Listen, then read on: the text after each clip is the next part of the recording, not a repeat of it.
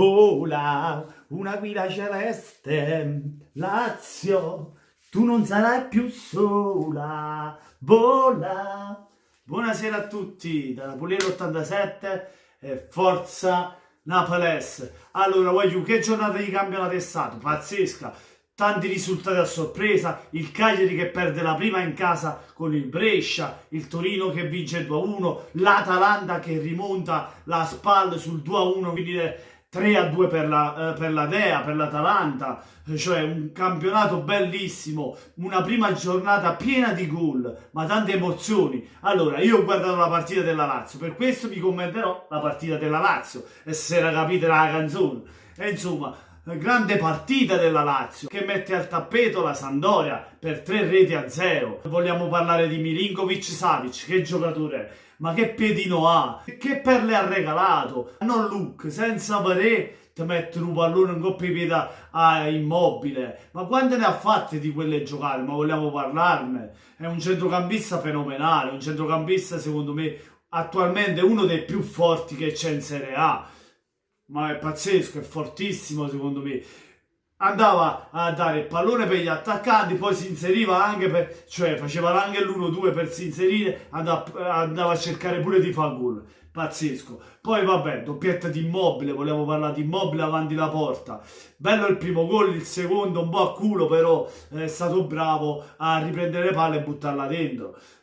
Correa, cioè la Lazio ha giocato benissimo questa sera, tutta a memoria, cioè poi ha controllato la partita in un modo semplice, non ha subito quasi nulla diciamo in area di rigore da parte della Sampdoria. La Sampdoria ha fatto quei due spunti nel primo tempo, poi è morta dopo il 2-0 della Lazio. La Sampdoria è definitivamente andata al cimitero, praticamente è morta.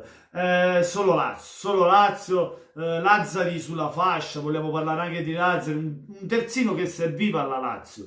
E infatti si è vista la differenza di Lazzari rispetto a quella di Maurisic, che è entrato nel secondo tempo.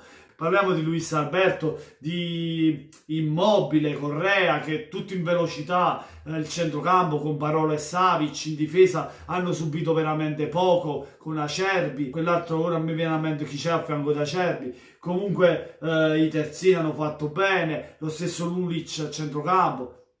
Insomma, una Lazio, tanta qualità, un ottimo gioco, si è andato a prendere il risultato.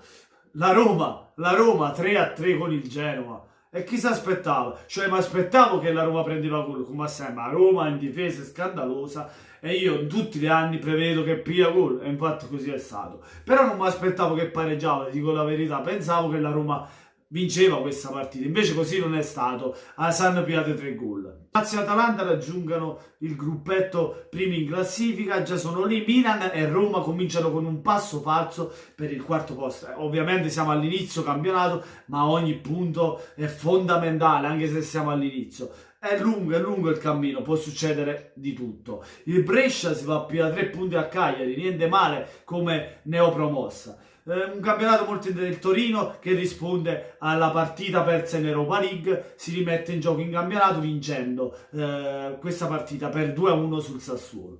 Bel campionato, il Bologna di Mijalovic pareggia a Verona per 1-1. Bene.